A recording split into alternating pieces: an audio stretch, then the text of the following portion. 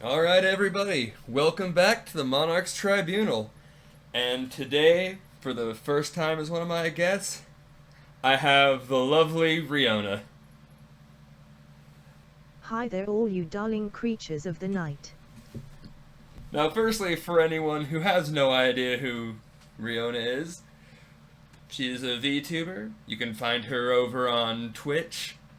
And you will notice the stream may get slightly more lewd than you're used to for my normal episodes. Now I'm extremely so because I say so. Yeah, today I have Ryouna to talk about. I completely spaced the game we were going to be talking about. Digimon Story Cyberslueth. A darling gem and part of the Digimon story series or Digi Street. It's weird. Now, a question for you. How exactly did you come into the Digimon franchise, just in general? Like, where did you start out? Well, as a little demonling I was a fan of the original adventure reruns. I mean, it's thick and skillig and cute things, what isn't to love? Cute things killing cute things, sorry, typo. That's fine. I'm kind of with you there. I started way back with the original Digimon show. I was a huge fangirl of Digimon World 2 and 3 especially. God, I sunk so many hours into 3 and Dusk 2, which is also in the Digimon storyline. Oh, I remember Digimon World 2. It's the first one I played as well. I can think of more bad things to say about that game than good. I still ended up loving it. It was fun mystery dungeon style experiment. I think Digimon has always kind of never been afraid to try new things. But yeah, it was kind of weird, like, following Digimon World 2. I do agree, a lot of the games I did play tried new things, but I don't think Digimon actually has a history of a lot of games people really liked. Which is a shame. But yeah, I mean, the Bandai curse strikes us all. But while some are hit or miss, I can't name a single one that didn't have so godo ideas or concepts. I missed out on any of the handheld ones, so those I can't really comment too much on. But I honestly don't think it was until the Cyberslueth game came out back in, what, 2015, I think? It was the first time I think we got a Digimon game I looked at and went, yeah, this is just a great game. I feel that it was developed a lot thanks to user feedback. The behind it I forge ciphers namk, but the second is have you worked on the PSP game Redigitst, really great game. I didn't even know there was a PSP game. I missed that entirely. I can link it to you after if you want, and sorry for my typos. Yeah, I'd like a link. It might be worth looking at. And don't worry about the typos. It's not that big of a deal. Another thing I think people really loved and is very striking is the art director was the guy who also did Shin Megami Tensei, Devil Survivor and Durarara. Oh, I had no idea. I really like Devil Survivor. And it kind of shows in the vibe a lot, I feel. Cyberslueth is a very SMT-coded kind of game at times, and I think it works really well. Yeah, it's something I've seen, like, the longer Digimon has gone on, the darker some of the games and shows can get. And I think you did kind of start to see that with Cyberslueth. There was always kind of darkness to things and a lack for fear to handle certain things other kids shows wouldn't. But yes, stuff flaked Amers or Ghost Game and Survivor all kidn of lean hard into that darkness, and I think it works. Oh yes, Survive definitely did. I was not expecting that out of the Digimon game when I played Survive for the first time. It was a full-on horror game and I loved it. I definitely say Survive was one of my favorite Digimon games. But that said, I see you typing. The only thing that kind of survive in my eyes at least was an issue Cyberslueth, namely localization kind of botching it, and well, survive is a bit of a magic trick. It teases that you might lose people at any time. but it's rather on T-rails like the first death. You can't even really prevent it until New Game Plus, and even then it's tricky. Yeah, that did kind of bother me. Like, really, any death in that game is going to come at a specific point in the story based off a couple decisions. Which is a shame because they know how to drop that hammer well. Yes, they really did survive. That said, we are here mostly to talk about Cyberslueth. Oh true, sorry for my rambling. Oh, you're good. There's going to be more tangents as we go on, I'm sure. If you go back and listen to me and John talk Final Fantasy IX, like 45 minutes of that near 2 hours was nothing but tangents. Love 9 so much. Oh, I have a cosplay of me as Kuja floating around. It's great. If you didn't see that, I'll try to remember to send you the image later. Ha ha, nice. But yes, like, Cyberslueth, I think that was like the first huge game that, or huge Digimon game that company had tried to make in a while. Said I don't remember when the handheld ones were prior to it. Well, PSP and DS were the big ones, but they weren't exactly big top shelf things.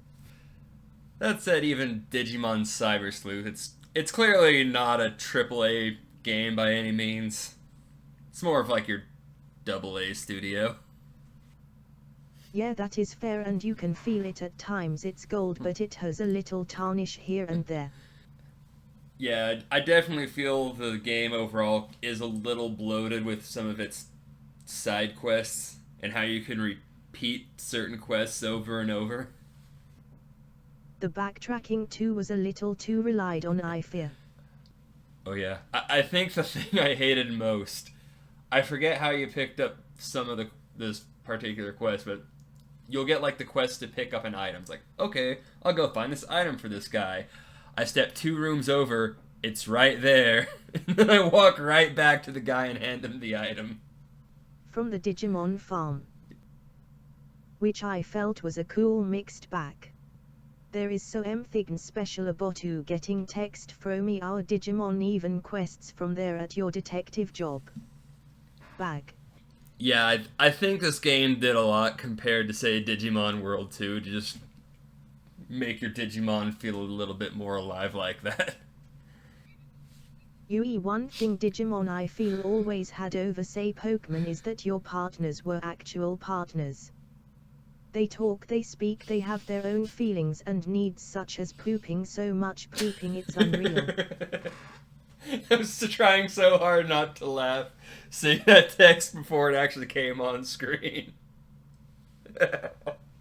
I'm trying to remember the game that was like just before this not this Pokemon, this Digimon, where you had like the 2 partners you could see following you around. Next World, yes. Next Order. Or Next Order, but I hated that game so much just because they wouldn't stop informing me they needed to poop. I'm like, it was 5 minutes ago. It's worse than Navi from Ocarina, and there's 2 of them. It was a remake of the PSP game and Digimon World 1 at the same time, and so it has those Tamagotchi roots of Digimo baked in. But no, they never get that annoying in Digimon Cyberslueth. Thank Christ. They could'll put it on T-Box Cyberslueth with 90% less shitting. Why hasn't anyone hired you to be their marketing guy yet? Because I would just paint the ad so my tits and use a lot of profanity and threats against government officials. I mean, I think that'd be an effective marketing strategy. LOL. But yeah, with Cyberslueth, it's something you'll see in any of the Digimon games, really, is the sheer volume of Digimon you have to find, raise, and grow. Yeah, it's nice, but I can see how if you were new to the series it would be overwhelming sometimes. It's great if you have a person connection or RC stuff you think is cool. And to be fair, I think most Digimon in this game were built of how can we make this look cool rather than any other real reason to their designs. There's some weird Digimon designs that are awesome. UE Digimon always had that fantastic way of tapping into pure cool, like I mean it's a series with giant dinosaurs with guns fighting giant bugs with more guns, it's great. Look, no matter how much time has gone on in this series, my favorite designs still remain Seraphimon and Angelomon. Fair, I loved my little round boy Demi-Divimon. I have a fondness for the virus types. Villalins are sexy, but I may be biased. Look, I don't blame you. I also really liked Lilithmon. I think she's the one I ended up using the most when I played Cyberslueth. She is great and her attacks so fun. Black War Greymon also got a great ability. Being able to just melt defenses was so handy. It's another thing I think the game did really well, is you have all these different Digimon, and so many of them are still actually useful.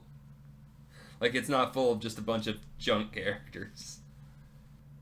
UE and the way abilities synergize was so fun. Hell, even the Platinum Newman, I think. That EXP boost was amazing. Now, we should probably at least mention how the actual gameplay of this is for people who don't know. It's a kind of turn-based RPG affair. You'll be very familiar with it if you played something like Pokemon, assembling teams, or really any kind of turn-based RPG where you form a party.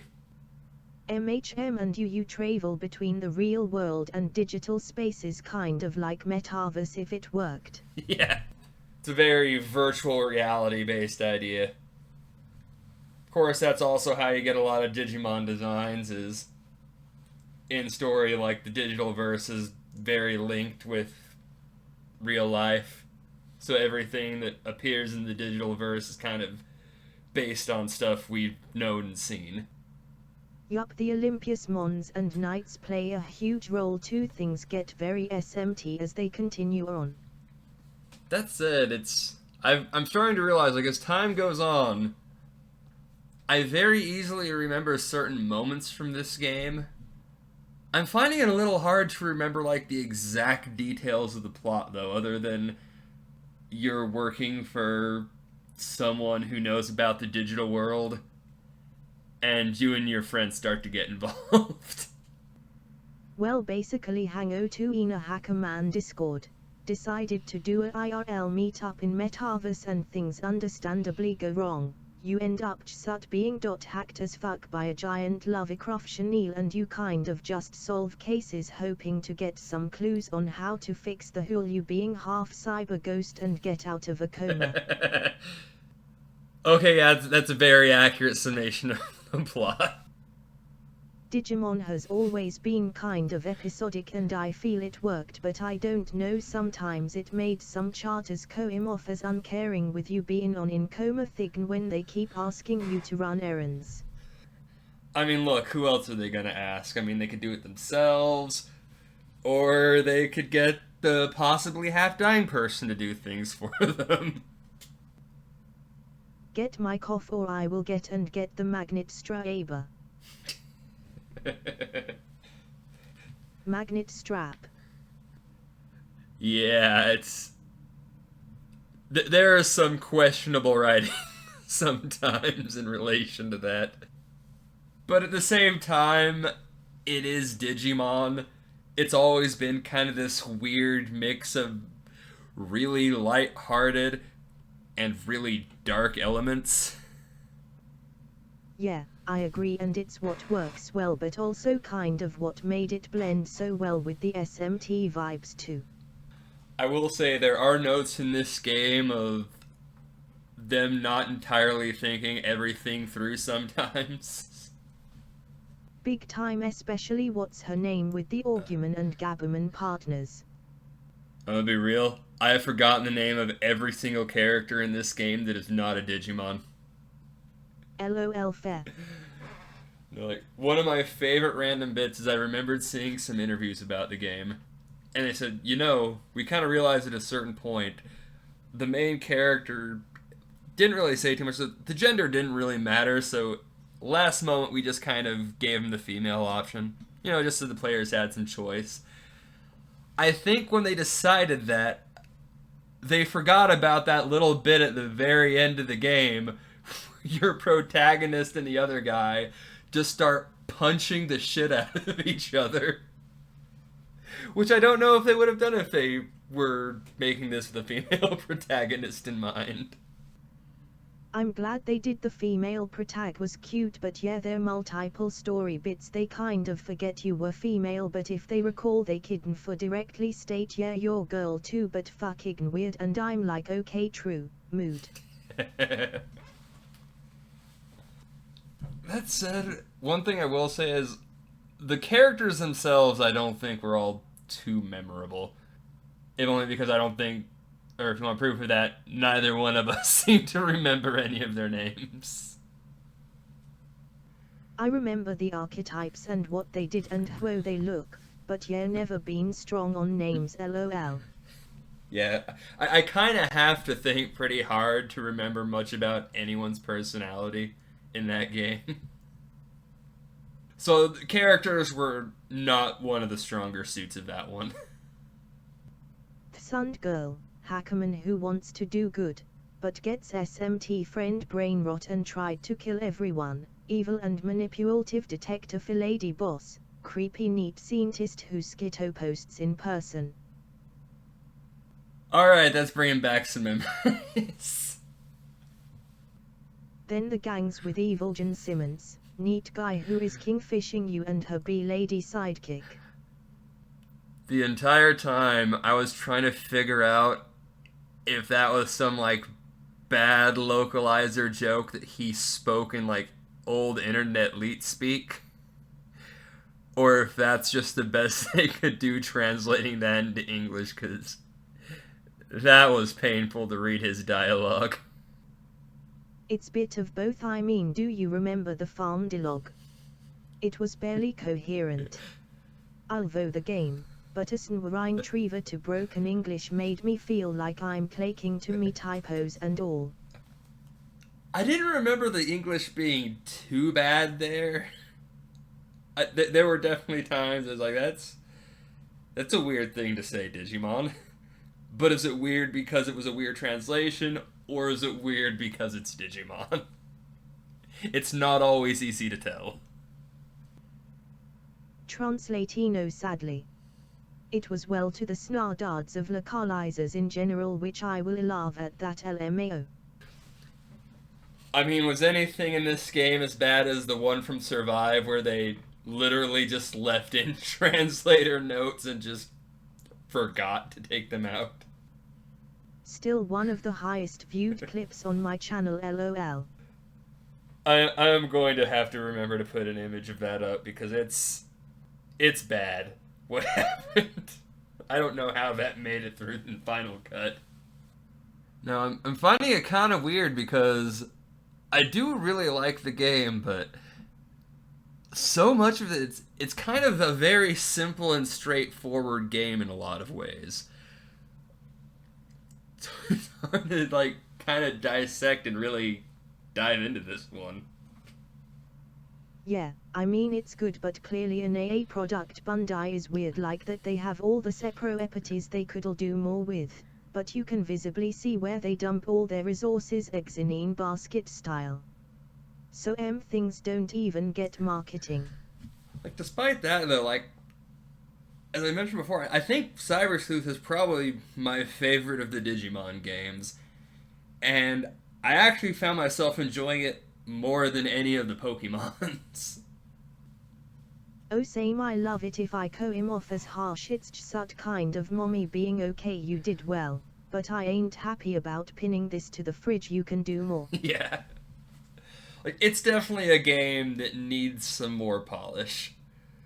Clean up some of the excess gunk of repeated jobs and quests.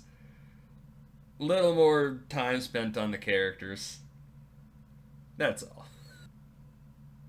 That said, they have been saying since like 2017 they were working on a new still untitled Digimon story title.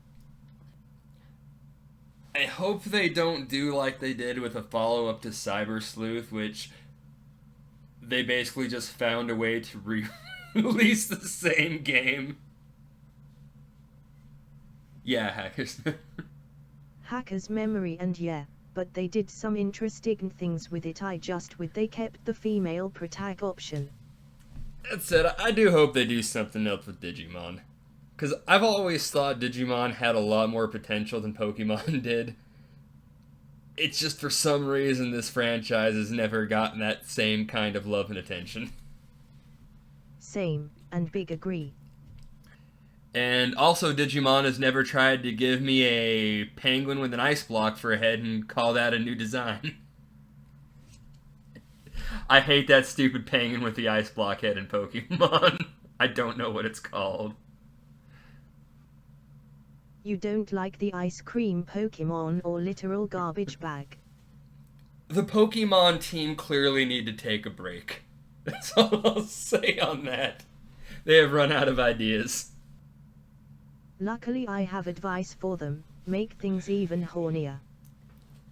You know, I know there's some people out there that'll say things like, oh, they know what they're doing. I don't think they do.